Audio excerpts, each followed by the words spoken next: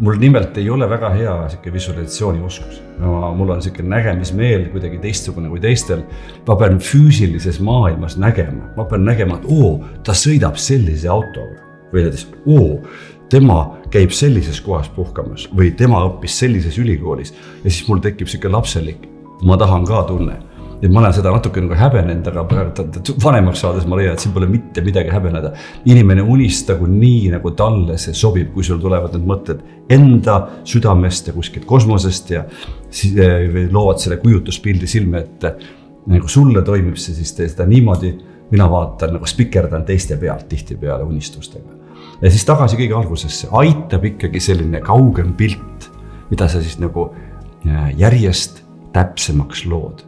Mulle meeldib kirja panna, mõni joonistab, teeb need unistuste tahvleid endale, et oma tulevikku kujutada ette ajalehest või ajakirjast või internetist saadud piltide abil. Tee nii, nagu sulle sobib, aga just, et julge mõelda tänasest ja homsest ja ülehomsest kaugemale, on ta siis aasta või 2 ja on ta 10 või 20 aastat.